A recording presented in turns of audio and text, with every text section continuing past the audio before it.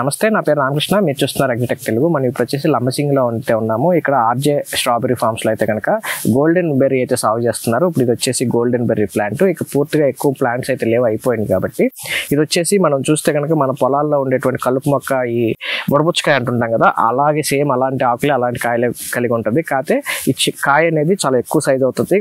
దానికంటే కూడా ఎల్లో కలర్లో కాయ అయితే రావడం జరుగుతుంది. టేస్ట్ కూడా చాలా పుల్లగా తీగా చాలా అద్భుతంగా అయితే ఉంటుంది. అది వేరు, ఈ ప్లాంట్ వేరు. ఈ ప్లాంట్ గురించి మీకు ఈ వీడియోలో పూర్తి సమాచారం తెలియజేయబోతున్నాను. ఇంకా మీరు మన ఛానల్ సబ్స్క్రైబ్ అవ్వకుండా చూస్తుంటే తప్పకుండా సబ్స్క్రైబ్ అవ్వండి. పక్కన ఉన్న బెల్ ఐకాన్ క్లిక్ చేసి నోటిఫికేషన్స్ ఎనేబుల్ చేసి పెట్టుకోండి.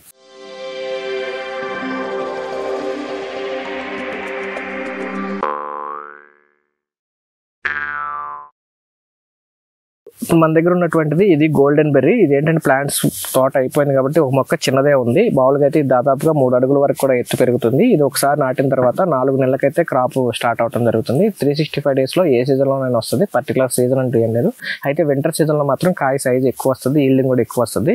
ఇది వచ్చేసి మొక్క వచ్చేసి 10 రూపాయలకి మహాబలేశ్వరం నుంచి అయితే కనుక ఈ రైతు తీసుకురావడం జరిగింది. ఎకరానికి వచ్చేసి దాదాపుగా 8,000 మొక్కల వరకు అయితే పెట్టుకోవడం జరుగుతుంది. మొక్క నాటిన దగ్గర నుంచి 4 నెలలకి దిగుబడి అయితే వస్తుంది.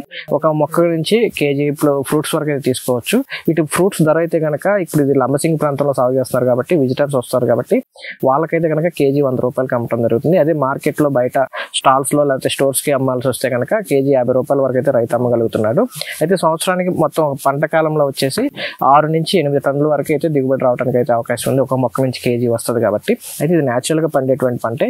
ఏ క్లైమేట్లోనైనా సాగు చేసుకోవచ్చు. అయితే 40 degrees కన్నా తక్కువ టెంపరేచర్ ఉంటే కనుక మంచి దిగుబడి రావడానికి అయితే అవకాశం ఉంది. ఏ ప్రాంతంలోనైనా అనుకూలమే. అయితే లంబసింగి ప్రాంతం అనేది కొంచెం క్లైమేట్ కూల్గా ఉంటుంది కాబట్టి దిగుబడి అనేది కొద్దిగా ఎక్కువ రావడం జరుగుతుంది.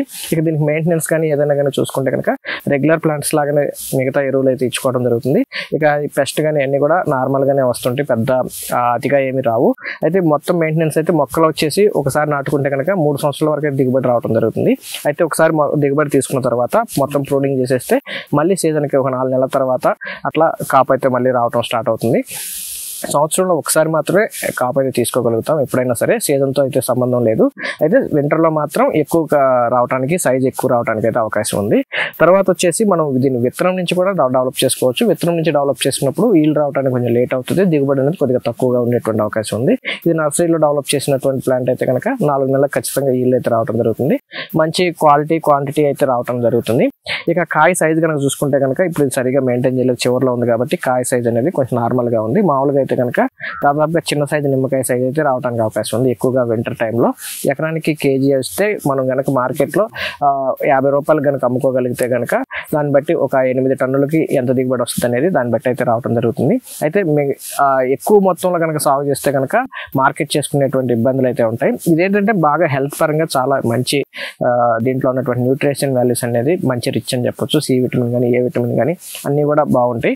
టేస్ట్ కూడా చాలా పుల్లగా తీగా చాలా బాగుంటుంది. ఇది క్యాన్సర్ని కానీ లేకపోతే అనేక రకాల రోగాల్ని, అలాగే డయాబెటీస్ పేషెంట్స్ కానీ చాలా మంచి ఫ్రూట్ అని చెప్పొచ్చు.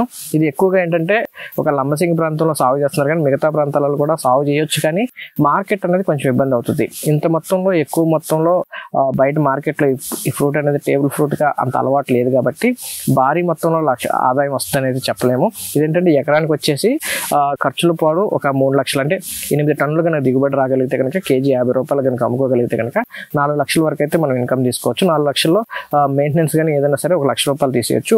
మొక్క నాటిన దగ్గర నుంచి 3 క్రాపులు తీసుకోవచ్చు. మొదటి 2 సంవత్సరాలు 2 క్రాపులు కూడా మంచి ఈల్డ్ అయితే వస్తుంది. 3వ సంవత్సరం వచ్చేటప్పటికి ఈల్డ్ తగ్గిపోవడం జరుగుతుంది. మళ్ళీ ప్లాంటేషన్ చేసుకోవాల్సి ఉంటుంది. ఒకసారి నాటినప్పటికి 8,000 మొక్కలకు వచ్చేసి దాదాపు మొక్క 10 రూపాయలు చొప్పున వేసుకుంటే కనుక 80,000 రూపాయల వరకు ఖర్చు అవుతుంది. ఏదైనా మెయింటెనెన్స్ కలుపు కానీ లేకపోతే మందులు కానీ ఏవైనా ఎరువులు కానీ ఒక 50,000 రూపాయల వరకు మెయింటెనెన్స్ అవ్వచ్చు.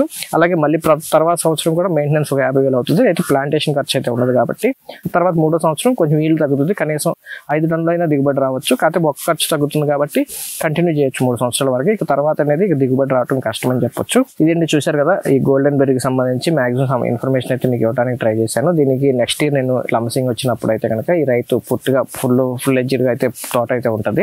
అప్పుడు కంప్లీట్గా రైతుతో మాట్లాడి దీని పూర్తి సమాచారం మీకు నెక్స్ట్ ఇయర్ అయితే అందిస్తాను. ఈవెన్ ఇప్పుడు కూడా మీకు అయితే మాక్సిమం ఆయన దగ్గర నుంచి తెలుసుకుని ఇన్ఫర్మేషన్ అయితే అంతా ఇచ్చాను అనుకుంటున్నాను. వీడియో నచ్చినట్లయితే లైక్ చేయండి, షేర్ చేయండి. అలాగే మన ఛానల్ ఇంకా మీరు సబ్స్క్రైబ్ అవ్వకుండా చూస్తుంటే తప్పకుండా సబ్స్క్రైబ్ అవ్వండి. ఇలాంటి ఇంకా మంచి కొత్త వీడియోస్ అయితే మీకు అందించే ప్రయత్నం చేస్తాను. Thank you.